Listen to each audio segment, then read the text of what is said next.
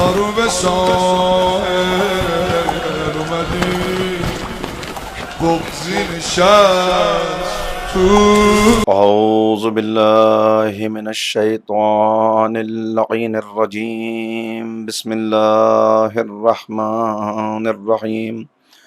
الحمد للہ رب العالمین وبہ نستعین وہو المعین والصلاة والسلام علی سید الانبیاء والمرسلین سیدنا و نبینا و شفیع ذنوبنا و طبیب قلوبنا بالقاسم محمد و آلہ الطیبین الطاہرین المعصومین المظلومین المنتخبین المنتجبین. اما بعد فقد قال اللہ تبارک و تعالی فی کتابہ المجید و فرقانہ الرشید و قولہ الحق. بسم اللہ الرحمن الرحیم. یا ایہا الذین آمنوا ان تنصروا اللہ ینصرکم ویثبت اقدامکم. صدق اللہ العلی العظیم. ناظرین و سامعین محترم، آج یہ فکر و بحث کا دوسرا مرحلہ ہے اور ہمارا موضوع گفتگو نصرت امام زمانہ کے تقاضے. قرآن کریم کی جس آیہ کریمہ کو سرنامہ سخن کے طور پر میں نے آپ کے سامنے تلاوت کیا عرض مدعا کے لیے، اس میں ایک تقاضا ہے جو صاحبان ایمان سے کیا جا رہا ہے. اللہ رب العزت کی طرف سے اپنے بندوں سے، اپنا کلمہ پڑھنے والوں سے یہ تقاضا ہے کہ اے اہل ایمان، اللہ کی نصرت کرو، اللہ کی مدد کرو.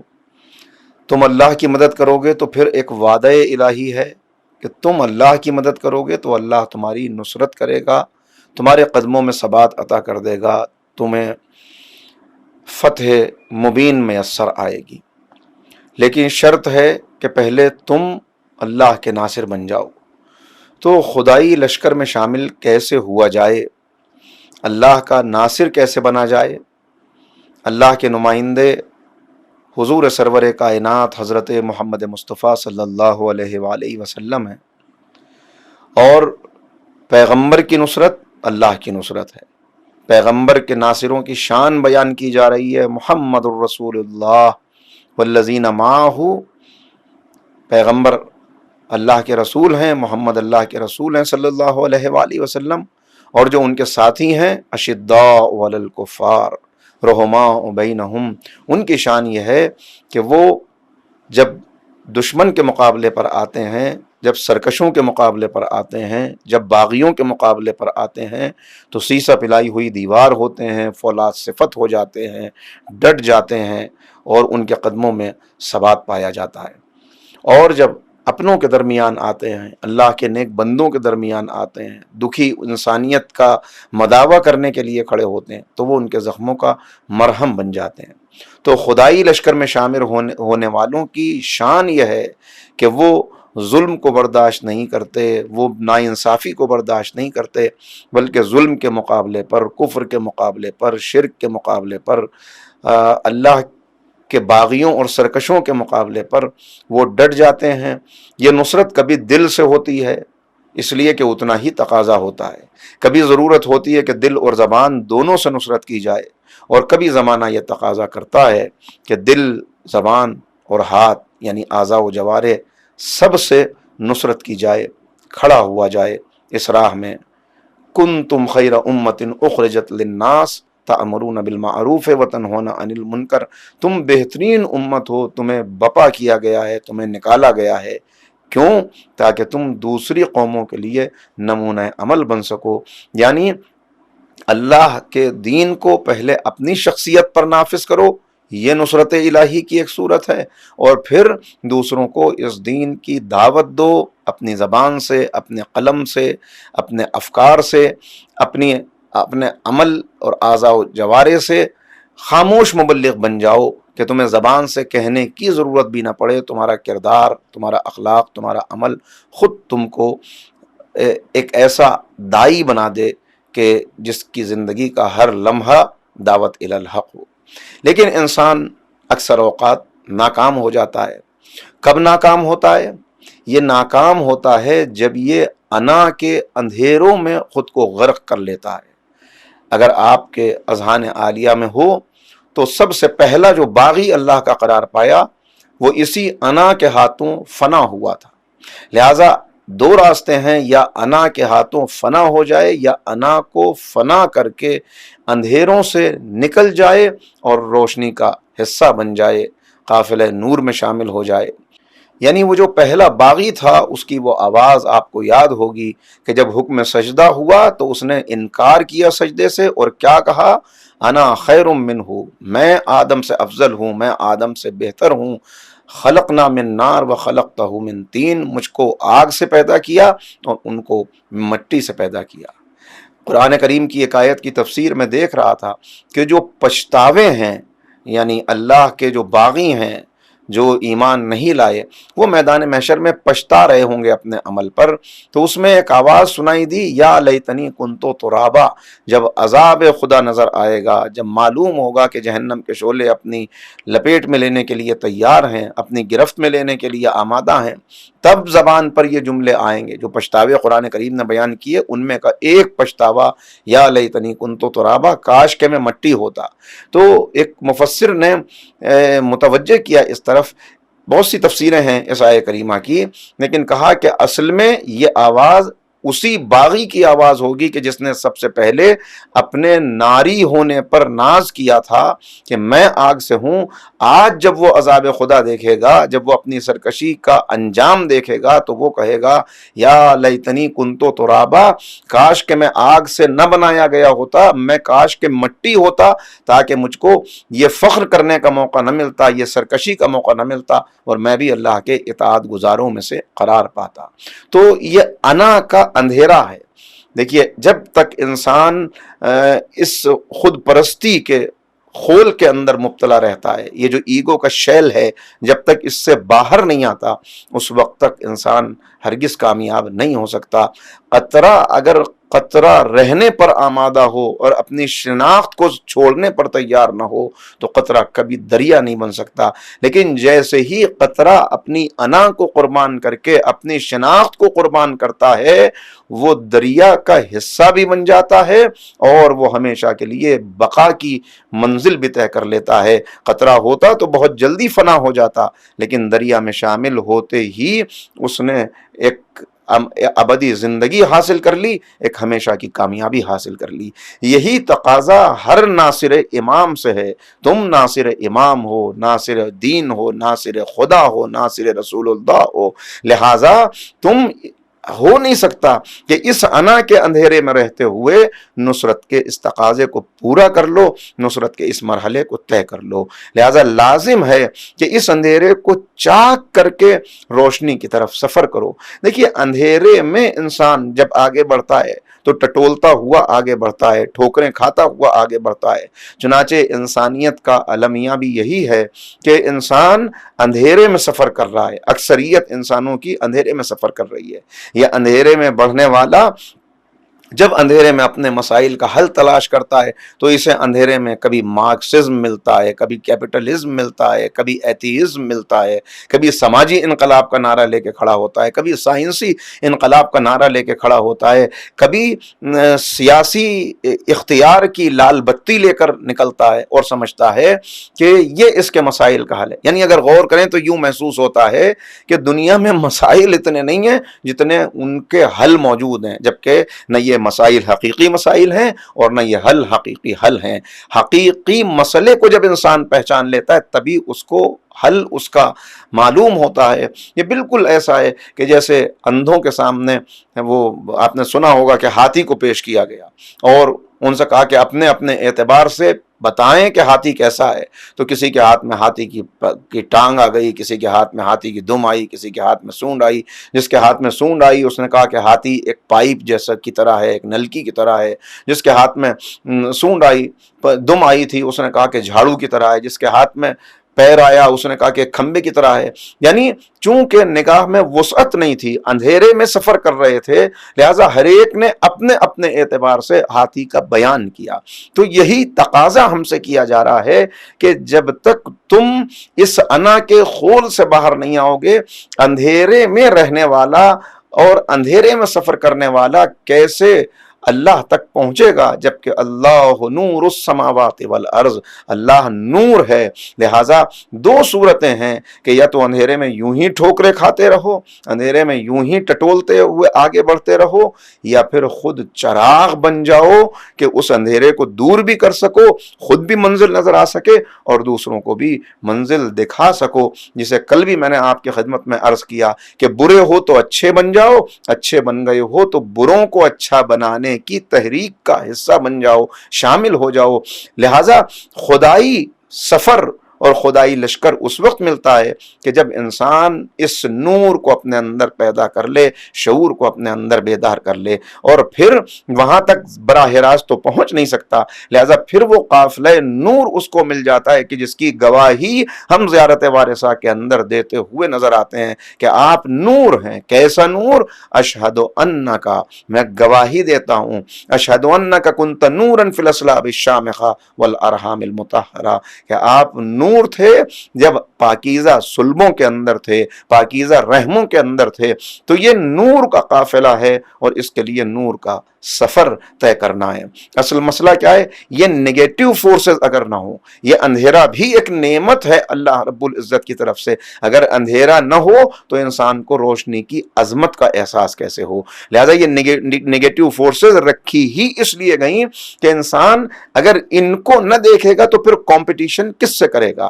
دیکھیے، اگر زمانے میں جھوٹ نہ ہو تو پھر سچائی کا کیا معنی رہ جائیں، اور انسان کیسے اپنے آپ کو سچا کہے اگر جھوٹے موجود نہ ہو؟ اگر اندھیرا نہ ہو تو روشنی کی عظمت کا احساس کیسے ہو؟ اگر بیماری نہ ہو تو انسان کو صحت کی خوشی کیسے ہو؟ لہذا فَأَلْهَمَهَا فُجُورَهَا وَتَقْوَاهَا، ہم نے تمہارے اندر دونوں فورسز رکھ دی. نیگیٹو فورسز بھی تمہارے اندر ہیں، پوزیٹیو فورسز بھی تمہارے اندر ہیں. ہم نے اس زمانے کے اندر دونوں طاقتیں رکھ دیں. ابلیسیت اپنا کام کر رہی ہے، رحمانیت اپنا کام کر رہی ہے. لہٰذا اس راہ میں تم کو بڑھنا ہے کہ ابلیسیت کے حملوں سے خود کو بچانا ہے اور رحمانیت کے لشکر سے عملی وابستگی پیدا کرنی ہے، تاکہ آگے بڑھتے چلے جاؤ، کمال حاصل کرتے چلے جاؤ، عروج کے مرحلے طے ہوتے چلے جائیں. ٹھوکر لگے گی، گرو گے، مگر پھر کھڑے ہو جاؤ، پھر توبہ کا راستہ اختیار کر کے آگے بڑھ جاؤ. بیان کیا جاتا ہے کہ ایک شخص تھا بہت طاقتور، شاید کوئی بادشاہ رہا ہو، شاید کوئی اور طاقتور انسان تھا. اس کا ایک طاقتور دشمن تھا جس سے ہمیشہ اس کا مقابلہ رہتا تھا، اور دونوں یہ چاہتے تھے کہ ایک دوسرے پر سبقت لے جائیں. چنانچہ اپنے دشمن سے آگے بڑھنے کی دھن میں اس کی زندگی گزر رہی تھی، اور یہ ہر دن اپنے آپ کو مزید آگے بڑھا رہا تھا، مزید طاقت حاصل کر رہا تھا، مزید اپنے لشکر میں اضافہ کر رہا تھا کہ کہیں میرا دشمن مجھ سے آگے نہ نکل جائے. ایک دن یوں ہوا کہ اس کا دشمن مر گیا. جب اس کا دشمن مرا تو یہ پھوٹ پھوٹ کر رونے لگا. تو اس کے ساتھیوں نے، اس کے سپاہیوں نے اس سے سوال کیا کہ آپ بھی تو یہی چاہتے تھے کہ آپ کا دشمن مر جائے، پھر آپ اس کی موت پر کیوں پھوٹ پھوٹ کر رو رہے ہیں؟ اس نے کہا کہ ہاں، چاہتا تو میں بھی یہ تھا کہ وہ مر جائے، لیکن آج اس کے مرنے سے مجھے ایک خلا کا احساس ہو رہا ہے. میں اپنی شخصیت میں ایک خالی پن پا رہا ہوں، اس لیے کہ میرا دشمن طاقتور تھا تو وہ مجھے آگے بڑھنے کی ترغیب دلاتا تھا، میں ہر وقت آگے بڑھنا چاہتا تھا. تو یہ نیگیٹو فورسز ہیں اس لیے کہ تم شیطان کے لشکر کو دیکھو، شیطان کے لشکر کی خرابیوں کو محسوس کرو، اور پھر اس شیطان کے لشکر سے اپنے آپ کو محفوظ کرتے ہوئے آگے بڑھتے چلے جاؤ. ہم اپوزٹ کے سے مقابلہ کرتے ہوئے آگے بڑھتے ہیں. میں نے عرض کیا اچھا ہے کیا، ہوتا کیا ہے؟ یہ انسان جو کبھی کبھی اپنے انا کے ہاتھوں شکست کھا جاتا ہے۔ یہ کب شکست کھاتا ہے؟ جب یہ اپنی حقیقت کو فراموش کر دے۔ لہٰذا کا پہلا مرحلہ ہی یہی ہے کہ تم پہلے اپنی حقیقت کی طرف متوجہ ہو جاؤ کہ تم ہو کیا۔ مولا فرماتے ہیں انسان تو اپنے آپ کو ایک معمولی جرثومہ سمجھتا ہے، ایک کائنات اکبر ہے جو تیرے اندر آباد ہے۔ ذرا اپنی حقیقت پر غور کر، کس بات پر غرور کر رہا ہے، کس بات پر تکبر کر رہا ہے، کیوں آخر اتنا انا پرست بنا ہوا ہے؟ کیا مولا فرما رہے ہیں کہ کیا ہے یہ انسان؟ اعجبوا لہذا الانسان ينظروا بشحم يتكلموا بلحم یسمعوا بعزم یتنفسوا بخرم، کہ اس انسان پر تعجب ہے۔ کیسا انسان ہے؟ کہ یہ انسان جو دیکھتا ہے چربی سے، بولتا ہے گوشت کے لوتھڑے سے، سنتا ہے ہڈی سے، سانس لیتا ہے ایک سوراخ سے۔ یعنی کیسا متوجہ کیا کہ انسان اگر واقعاً غور کر لے، یہ آنکھ جس کی خوبصورتی، جس کے حسن پر کتنے لکھنے والوں نے لکھ دیا، کتنے اشعار آج تک آپ نے سنے ہوں گے کہ جو آنکھ کی خوبصورتی بیان کر رہے ہیں کہ کیسی آنکھ ہے جو خوبصورت ہوتی ہے۔ اس آنکھ کے بارے میں مولا فرما رہے ہیں کہ یہ آنکھ کیا ہے؟ ذرا دیکھیے تو صحیح کیسا ہمارا مالک و خالق ہے کہ جس نے اس آنکھ کو اتنا حسین بنا دیا، ورنہ چربی کا ایک ٹکڑا ہے کہ جس سے انسان دیکھ رہا ہے۔ تو جتنا اپنے اوپر غور کرتا چلا جائے گا، اپنی حقیقت کو دیکھتا چلا جائے گا، اتنا ہی کامیابی کے مرحلے طے ہوتے چلے جائیں گے۔ اس لیے کہ خدا شناسی کا پہلا مرحلہ خود شناسی ہے۔ قرآن کریم آواز دے رہا ہے سنوریہم آیاتنا فی الآفاق وفی انفسہم، ہم ان قریب اپنی نشانیاں دکھائیں گے تم کو جو آفاق میں بھی بکھری ہوئی ہیں، زمین و آسمان ہماری نشانی، اور تمہاری اپنی ذات کے اندر بھی ہماری نشانیاں موجود ہیں۔ چنانچہ معصومین کی دعاؤں کو اگر آپ اٹھائیں اور ان دعاؤں سے ہم معرفت حاصل کریں، اپنی معرفت اور اپنے رب کی معرفت، تو یقیناً اس قافلہ نور کا حصہ بن سکتے ہیں، نصرت کے اس تقاضے کو پورا کر سکتے ہیں۔ کس اعتبار سے معصوم تعارف کرا رہے ہیں کہ ذرا پہچانو تو صحیح سید الشہداء کی مشہور دعائے عرفہ، کہ جس میں امام بیان فرما رہے ہیں کس انداز سے امام نے شکر گزاری کی طرف بندوں کو متوجہ کیا ہے۔ یعنی ظاہر ہے تفصیل سے بات نہیں عرض کرنی، صرف ایک اشارہ کرنا چاہتا ہوں کہ جہاں مولا بالکل ابتدا کا اپنا تذکرہ کرتے ہوئے کہ اے پروردگار تیرا شکر ہے کہ تو نے مجھے اس دور کے اندر پیدا نہیں کیا کہ جہاں ہدایت کو حاصل کرنا بہت مشکل تھا۔ یعنی اگر دور فرعون کا ہوتا، اگر دور نمرود کا ہوتا، اگر دور حامان و شداد کا ہوتا، اگر دور بالکل ابتدائی اسلام کا ہوتا تو ظاہر ہے کہ ہدایت تک پہنچنا بڑا مشکل تھا، مگر پروردگار تو نے مجھے اس دور میں پیدا کیا کہ جب ہدایت کے میں قریب آنے میں مجھے کوئی دشواری نہ ہوئی۔ یہ امام ہمیں متوجہ کر رہے ہیں کہ ذرا ہم غور کریں اور اس بات پر شکر ادا کریں کہ پالنے والے تو نے مجھے کلمے کی نعمت بچپن سے عنایت فرمائی، تو نے مجھے اپنے شکر گزار بندوں میں پیدا کیا، تو نے مجھے صاحبان ایمان کی آغوش میں پروان چڑھایا۔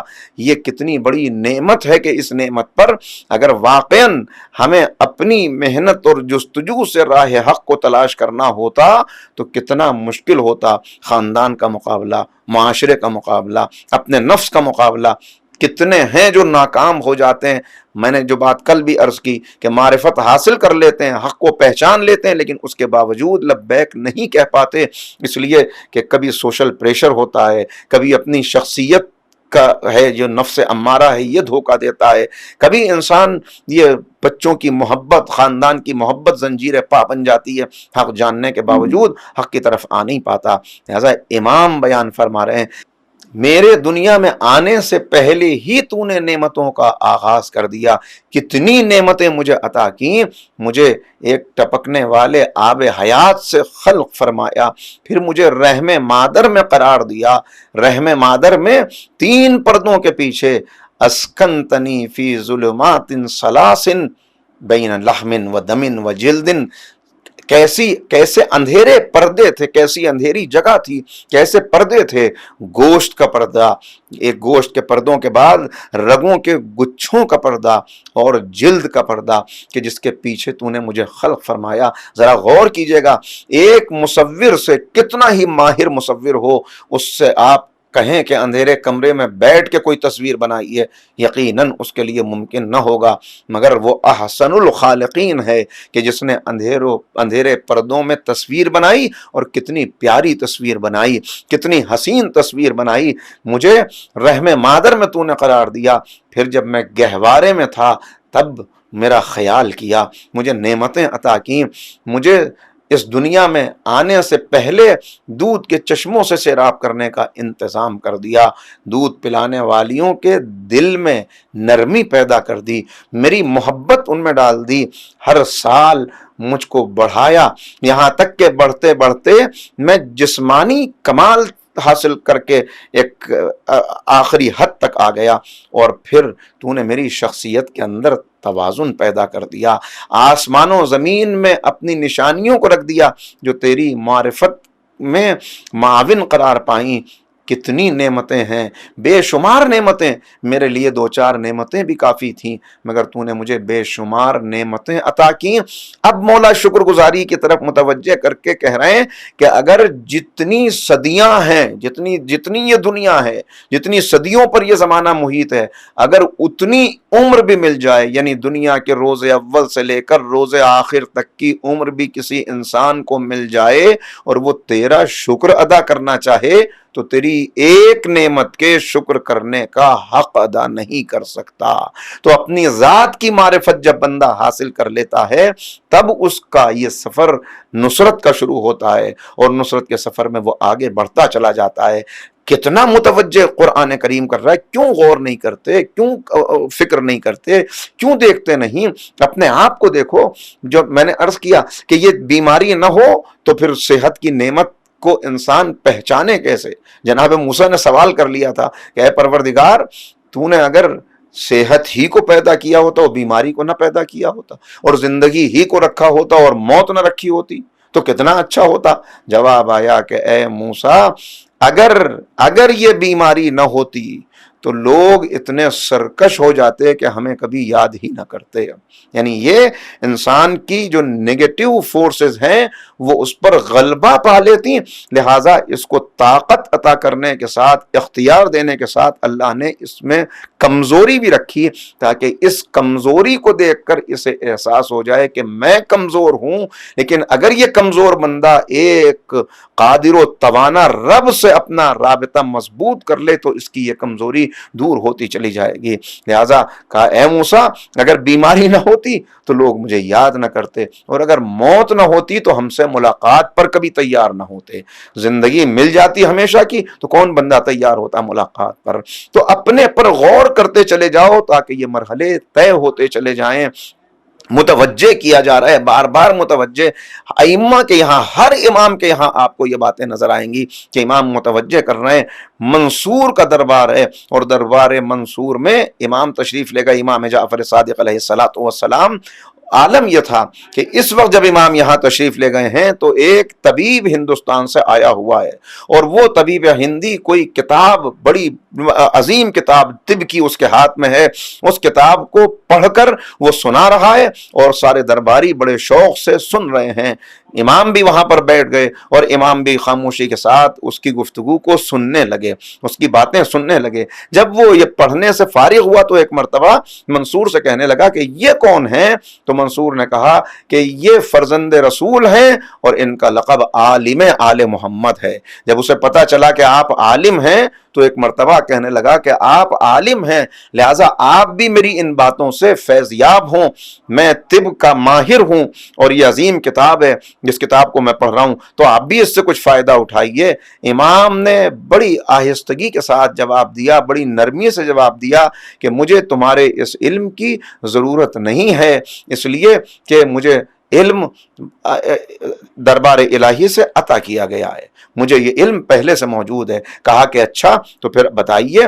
कहा कि सुनो, मुझे रसूलुल्लाह ने बताया है कि ہم سردی کا علاج گرمی سے کرتے ہیں، گرمی کا علاج سردی سے کرتے ہیں، رطوبت کا علاج خشکی سے کرتے ہیں، خشکی کا علاج رطوبت سے کرتے ہیں۔ رسول اللہ نے فرمایا ہے کہ معدہ تمام امراض کی جڑ ہے، تمام امراض کی ماں ہے، لہٰذا جب کوئی انسان مریض ہو تو اسے معدے کی اصلاح کرنے کے لیے پرہیز کرنا چاہیے، فاقہ کرنا چاہیے، غذاؤں کو مناسب طور پر استعمال کرنا چاہیے۔ اس نے کہا یہ بات تو خلاف طب ہے، یعنی یہ بات جو میری کتاب میں لکھی ہے شاید اس کا منشا یہ ہو کہ اس سے مختلف ہے۔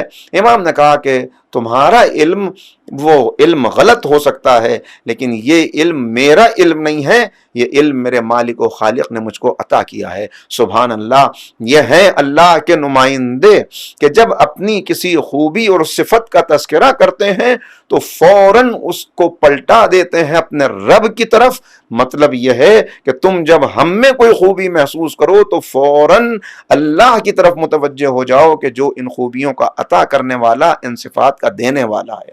جب اس نے یہ کہا کہ نہیں، میں اپنے آپ کو آپ سے زیادہ عالم سمجھتا ہوں، لہذا میں چاہتا ہوں کہ آپ مجھ سے کچھ سوال کریں تاکہ امتحان ہو جائے اور پتہ چل جائے کہ کس کا علم زیادہ ہے۔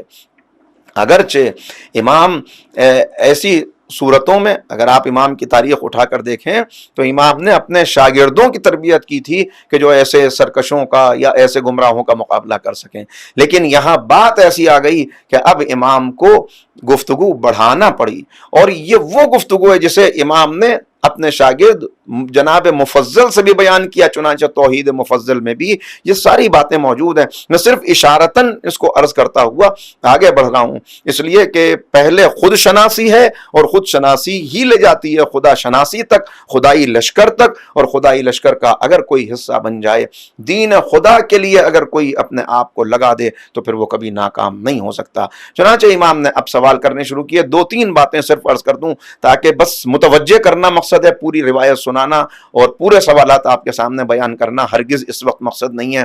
ماشاءاللہ جو لوگ ذوق رکھتے ہیں وہ خود اس پوری روایت کو دیکھیں گے۔ توحید مفضل امام کے عظیم تحفہ ہے، عظیم علمی سرمایہ ہے۔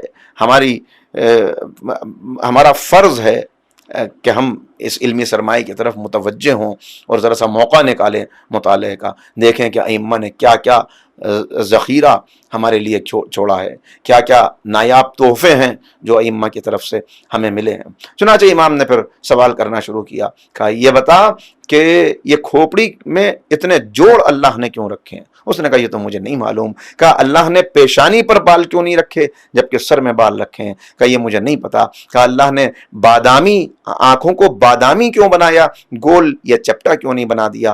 آنکھوں کے اوپر یہ بھووں کو کیوں قرار دیا؟ ناک کو درمیان میں کیوں رکھا؟ امام سوال کرتے جا رہے ہیں، وہ کہتا جا رہا ہے مجھے خبر نہیں ہے، مجھے معلوم نہیں ہے۔ کہا ہونٹ کو منہ کے سامنے کیوں قرار دیا؟ کہا مجھے خبر نہیں ہے۔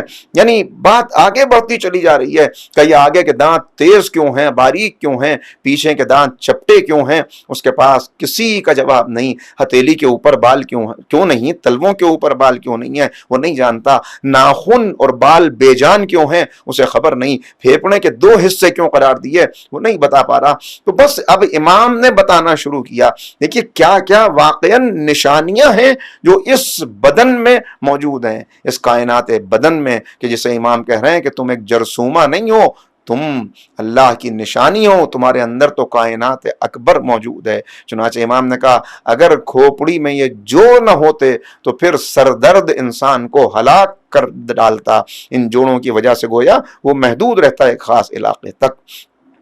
پیشانی پہ بال کیوں نہیں؟ کہ پیشانی پہ بال اس لیے اللہ نے نہیں رکھے کہ جو روشنی آنکھوں تک پہنچتی ہے ان میں رکاوٹ پیدا نہ ہو۔ ماتھے پہ یہ سلوٹیں کیوں رکھیں؟ یہ ماتھے پہ سلوٹیں اس لیے رکھیں کہ نمکین پسینہ جب بہتا ہوا آئے تو آنکھوں کے اندر داخل ہو کے اس چربی سے بنی ہوئی آنکھ کو نقصان نہ پہنچائے۔ آنکھوں کو کیوں بادامی قرار دیا؟ تاکہ دوا ان آنکھوں کے اندر ٹھہر سکے، سرما ان آنکھوں کے اندر رک سکے اور آنکھوں کی رطوبت آسانی سے خارج ہو سکے۔ یہ بھووں کو کیوں قرار دیا؟ تاکہ تیز آنے والی روشنی آنکھوں کو اندھا نہ کر لے اور یہ بھویں اس روشنی کو اعتدال کے ساتھ آنکھوں تک پہنچائیں۔ ہتھیلیوں کے اوپر بال کیوں نہیں قرار دیے؟ تاکہ انسان قوت لامسہ سے مس کر کے ٹھنڈے اور گرم इल्म का पता लगा सके। इमाम बयान करते जा रहे हैं, इमाम बयान कर रहे हैं क्यों आखिर नाखून के अंदर जान नहीं है। इसलिए कि जान होती तो इंसान को नाखून काटने और बाल काटने में तकलीफ होती। दिल को क्यों सनूबरी शक्ल का आखिर करार दिया का इसलिए कि उसकी नीचे वाली नोक फेफड़ों के करीब पहुंच जाए और फेफड़ों से आने वाली हवा उसे ठंडा करती रहे। जरा देखिएगा, एक पंप आप चलाते हैं, एक मोटर आप चलाते हैं पानी जमा करने के लिए, वो पंप चलता है तो कितनी जल्दी गर्म हो जाता है, मगर ये कुदरत का बनाया हुआ पंप है कि जो रोजे अव्वल से लेकर आखिरी सांस तक मुसलसल चल रहा है मगर गर्म नहीं होता। इमाम बता रहे हैं ये फेफड़ों की हवा है जो दोनों तरफ से इसको ठंडा करती है और इसे गर्म होने से महफूज रखती है। ये एतदाल के साथ खून को तक पहुंचाता है तमाम आज़ा तक और इंसान की जिंदगी। तो बहुत सारी सवालात हैं, इस किस्म की बहुत सारी रिवायात हैं। सिर्फ मुतवज्जे करना इसलिए है कि इंसान गौर करता चला जाए और आगे बढ़ता चला जाए। जितना गौर करेगा उतना उसको एहसास होगा कि जब इतनी बारीकियां मेरे अंदर रखी हैं तो मैं अबस पैदा नहीं किया जा सकता, बेकार नहीं पैदा किया जा सकता। यकीनन मेरी जिंदगी का कोई अहम मकसद है। मकसद क्या है? मकसद है कि उसकी राह में आगे बढ़ते हुए इताअत के मरहलों को तय करते चले जाओ। अल्लज़ी खलक़ल मौत वल हयात लियब्लुवकुम अय्युकुम अहसनु अमला। इम्तिहान में कामयाबी हासिल करते चले जाओ। तो अब जब इस अना के खोल से बाहर आया, जब अपने ऊपर गौर किया, अपनी हकीकत का इल्म हुआ, तारीकियों से निकला, अना के खोल से बाहर आया, तो अब इसने चारों तरफ नजर दौड़ाई कि हकीकी कामयाबी क्या है ताकि मुझको हकीकी कामयाबी मिल जाए। और जब हकीकी कामयाबी के लिए आगे बढ़ा तो इसे मालूम हो गया कि दुनिया में जितने उलूम हैं उसमें सबसे बड़ा इल्म कुरान है। कुरान मुझको बताएगा कि मैं क्या हूँ, कुरान मुझको बताएगा कि कामयाबी का नुस्खा क्या है। और जब कुरान की तरफ कदम बढ़ाया तो मालूम हुआ कि कुरान तन्हा रहनुमाई नहीं करता बल्कि कुरान के साथ हर जगह वारिसाने कुरान मौजूद हैं जो रहनुमाई करेंगे।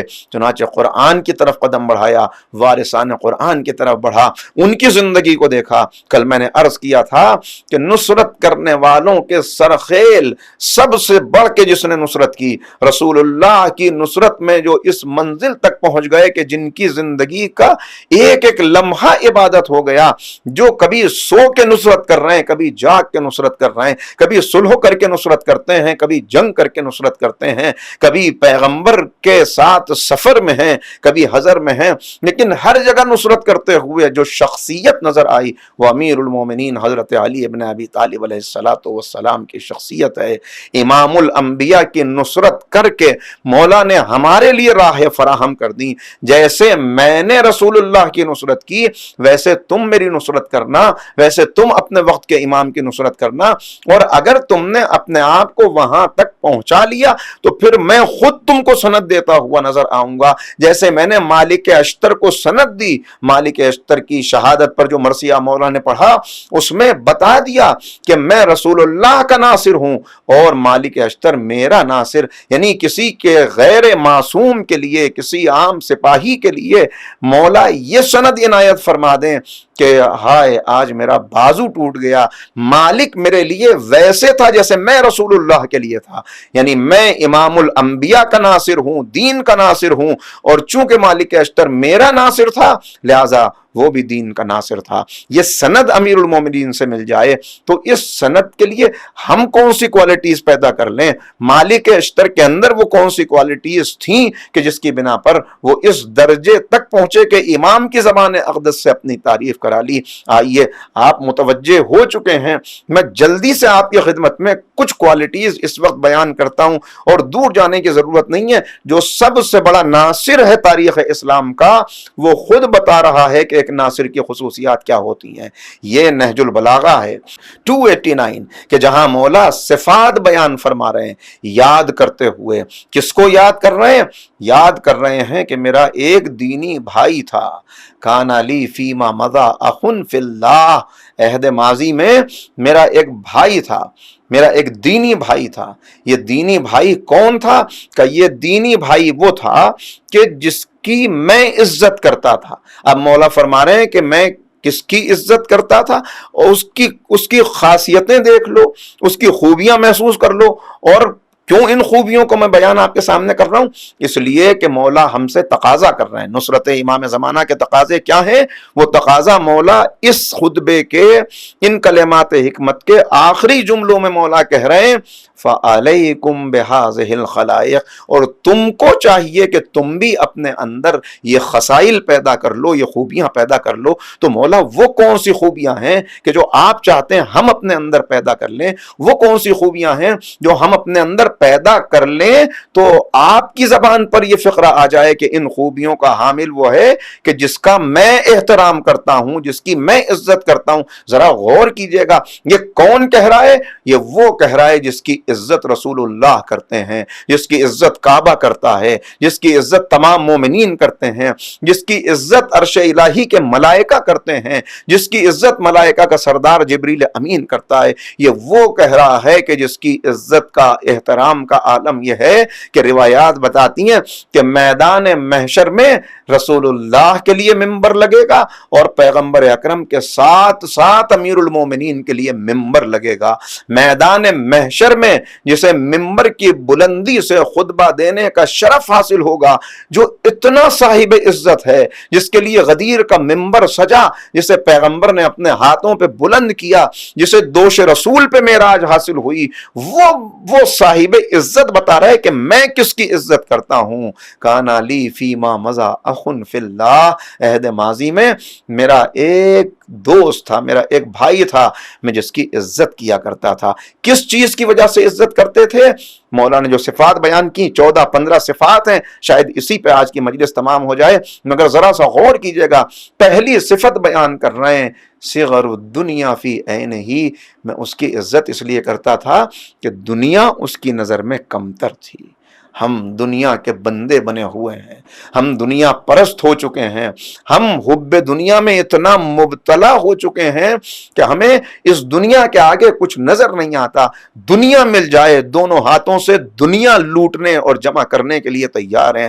عرض کر چکا ہوں اور بار بار اس بات کو دہراتا ہوں کہ دنیا حاصل کرنے سے روکتا نہیں اسلام، مگر اسلام کہتا ہے کہ دنیا حاصل کرنا مگر آخرت کو بیچ کے دنیا حاصل نہ کرنا، آخرت کو محفوظ کر کے دنیا حاصل نہ کرنا۔ انسان دنیا کو اتنی اہمیت دے رہا ہے کہ اس دنیا کے لیے قرآن کو نظر انداز کر دیتا ہے، اس دنیا کے لیے والدین کی بے احترامی کرتا ہے، اس دنیا کے لیے بھائی کا حق مارنے کو تیار ہو جاتا ہے، اس دنیا کے لیے حرام کھانے سے پیچھے نہیں ہٹتا، کوئی پرواہ نہیں کرتا، دنیا حاصل ہو جائے۔ جب کیا ہے دنیا؟ الدنیا مزرعۃ الآخرہ، یہ دنیا آخرت کی کھیتی ہے، دنیا منزل نہیں ہے۔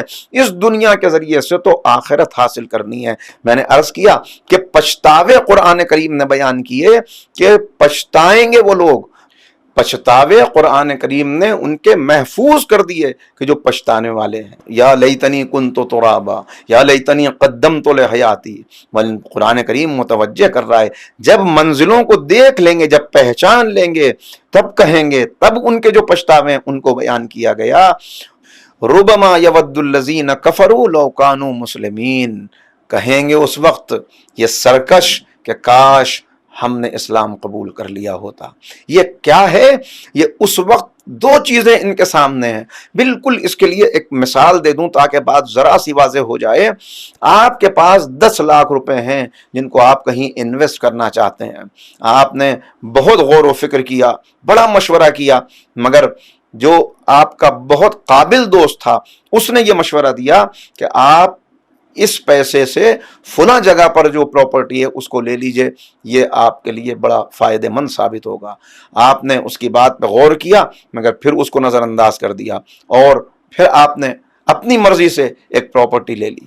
زیادہ دن نہ گزرے تھے کہ آپ کو پتہ چلا کہ جو آپ نے پراپرٹی لی تھی اس کی قیمت تو ابھی 10 سے 15 لاکھ ہوئی ہے، جبکہ وہ دوست جس پراپرٹی کے لیے مشورہ دے رہا تھا اس کی قیمت 25 لاکھ ہو چکی ہے۔ تو اب آپ کو کیسا پچھتاوا ہوگا کہ کاش میں نے اس کی بات مان لی ہوتی۔ پھر ذرا سا اور زمانہ گزرا، آپ کی خریدی ہوئی پراپرٹی کی قیمت زیادہ بڑھ نہیں رہی اور اس کی قیمت دن بدن بڑھتی چلی جا رہی ہے۔ تو مجھے سوچ کر بتائیے، غور کر کے بتائیے کہ جتنا جتنا آپ کو پتہ چلے گا ارے وہ 25 لاکھ والی 50 لاکھ کی ہو گئی، وہ 1 کروڑ کی ہو گئی، اتنا آپ کفے افسوس ملیں گے، اتنا پچھتاوا ہوگا، خود اپنے آپ کو برا کہیں گے کہ میں نے اس کی بات کیوں نہیں مان لی، اس نے مجھے اچھا مشورہ دیا تھا۔ بس بالکل یہی مسئلہ ہے کہ یہاں جب دعوت دی گئی تو اس دعوت کا انکار کیا، نصرت سے انکار کیا، مقابلے پر آئے، فوجیں بنائیں، لشکر کشی کی، طرح طرح سے ستایا، کانٹے بچھائے، کوڑے ڈالے۔ لیکن اب جب یہ دیکھیں گے کہ واقعی جنہوں نے اس وقت لبیک کہا تھا، جن کو اس وقت ہم دیکھ رہے تھے، جنہیں چٹانوں پہ لٹا کر سزائیں دی جا رہی تھیں، جن پہ کوڑے برسائے جا رہے تھے، جنہیں سولیوں پر لٹکایا جا رہا تھا، جنہیں تہہ تیغ کیا جا رہا تھا، آج ان کے کیا انعامات ہیں، آج ان کے کیا درجے ہیں، تب یہ کہیں گے کہ کاش اس وقت ہم نے بات کو مان لیا ہوتا۔ اب جب یہ دیکھیں گے کہ ہم نے جس دنیا کو اتنا بڑا سمجھا وہ دنیا ہمیں کچھ فائدہ نہ پہنچا سکی، اور جنہوں نے کل دنیا کو حقیر جانا آج انہیں کیسے کیسے انعامات مل رہے ہیں، تو ان کو پچھتاوا ہوگا۔ تو مولا کہہ رہے ہیں کہ پہلی صفت صغر الدنیا فی عینہ، کہ وہ دنیا کو حقیر سمجھنے والا تھا۔ یہ کس کو یاد کر رہے ہیں؟ بعض نے کہا کہ جناب عثمان بن مظعون کو یاد کر رہے ہیں، بعض نے لکھا کہ اس سے جناب مقداد مراد ہیں، بعض نے لکھا کہ جناب ابوذر کو یاد کر رہے ہیں مولا۔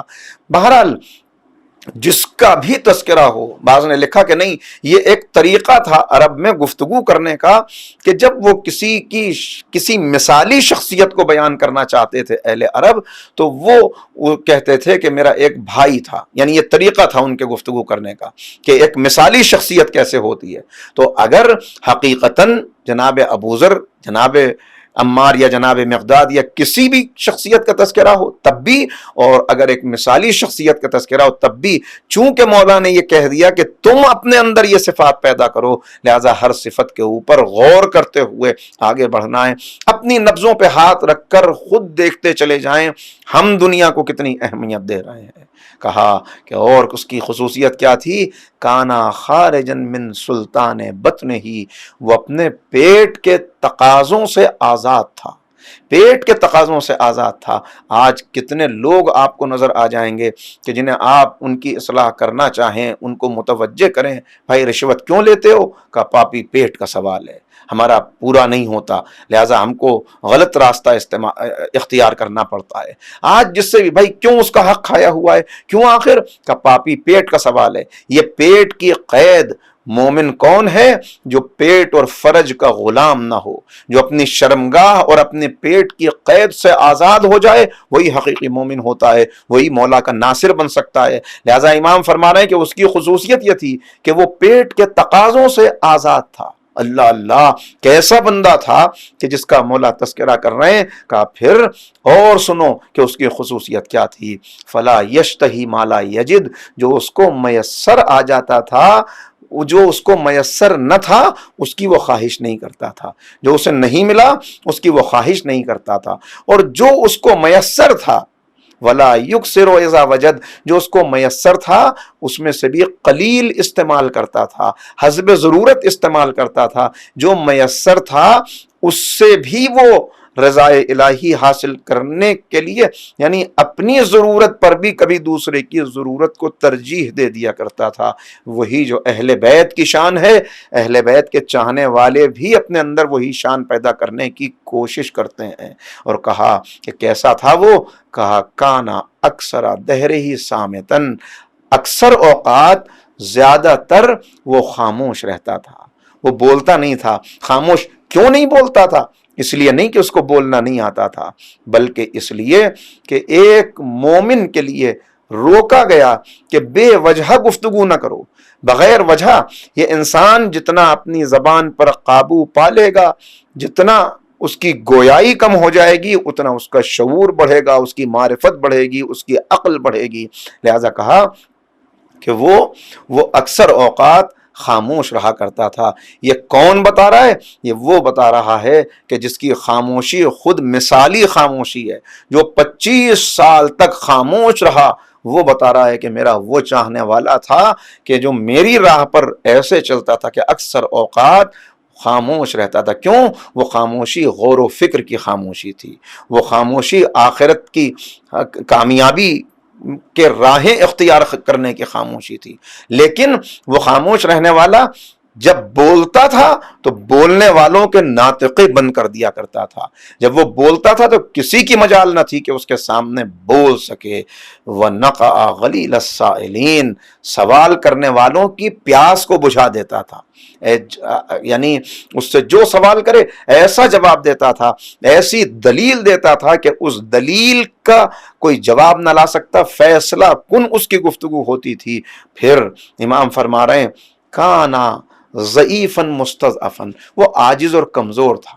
وہ عاجز اور کمزور تھا، یعنی اگر اس کو ایک عام سے حالات میں دیکھا جائے، اس کو بازار میں دیکھیں، اس کو دربار میں، تو وہ ایسا محسوس ہوتا تھا ایک کمزور سا نحیف سا انسان ہے کہ کوئی بھی انسان دیکھے تصور نہیں کر سکتا. لیکن جب وہ میدان جنگ میں آ جاتا تھا، جب وہ اللہ کے دشمنوں کے مقابلے پر نکل پڑتا تھا تو وہ ایک بپھرا ہوا شیر ہوتا تھا.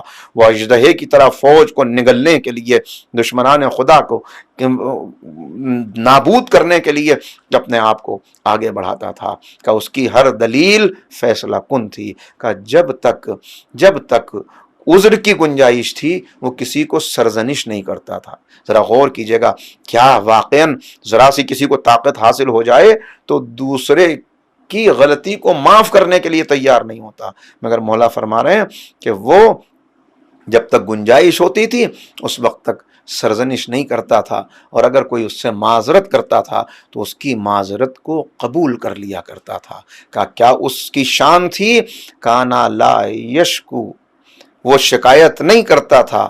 کس چیز کی؟ وجعن، اپنے درد کی.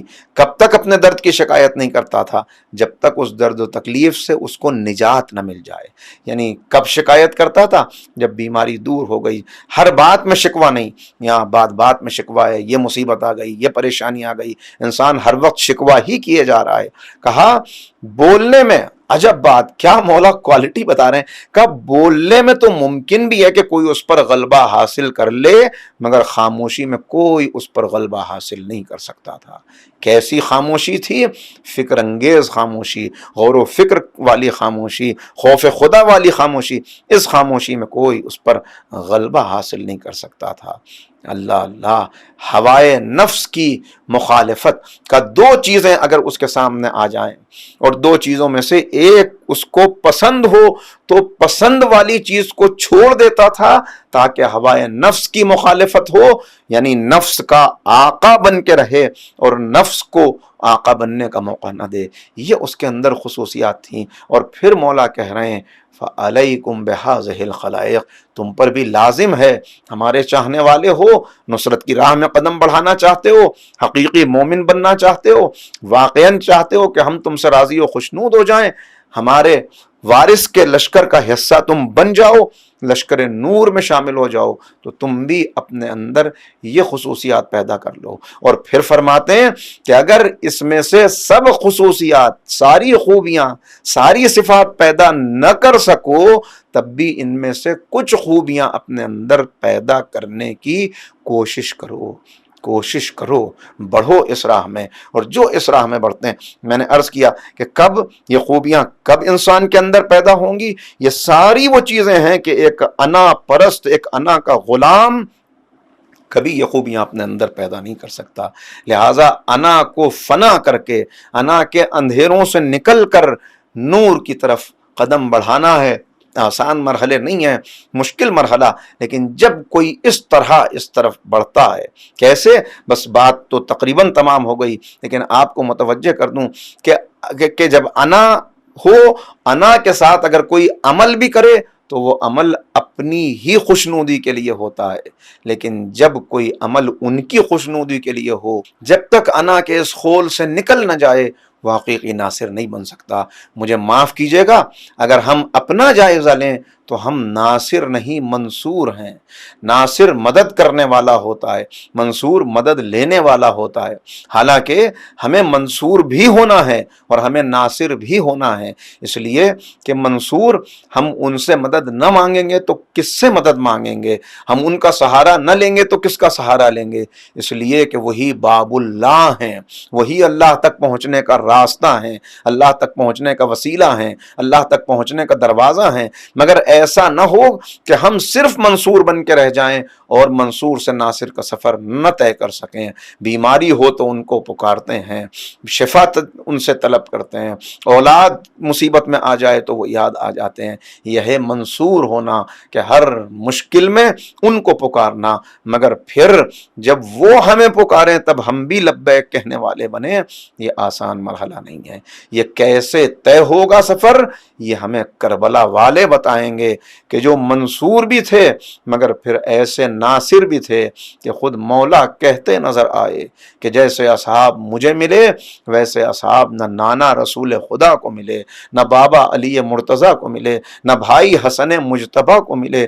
کیسے اصحاب تھے، ایسے اصحاب کہ میر انیس جن کا بیان کرتے ہوئے کہتے ہیں کہ پیاس ایسی تھی کہ آ گئی جاں ہونٹوں پر، پیاس ایسی تھی کہ آ گئی جاں ہونٹوں پر، صابر ایسے تھے کہ پھیری نہ زباں ہونٹوں پر۔ ہم جو بات بات میں شکوہ کرنے والے ذرا غور کریں کہ کیسے حبیب ابن مظاہر کی راہ ہم طے کریں گے، کیسے زہیر قین کے مرحلے تک ہم پہنچیں گے، کیسے جناب عباس کی دکھائی ہوئی راہ کو، حضرت ابو الفضل العباس کی راہ کو ہم طے کریں گے۔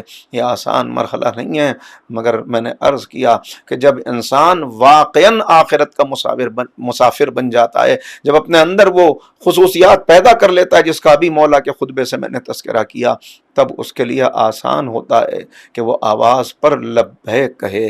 ورنہ معرفت رکھنے والے تو اور بھی بہت سے تھے جو خوب پہچانتے تھے، کون نہیں جانتا تھا کہ یہ نواسہ رسول ہیں، کسے خبر نہیں تھی کہ راکب دوش پیغمبر ہیں، کس کو علم نہیں تھا، جنہیں علم نہیں تھا ان کو مولا نے خود آخری خطبے میں بتا دیا کہ میں کون ہوں۔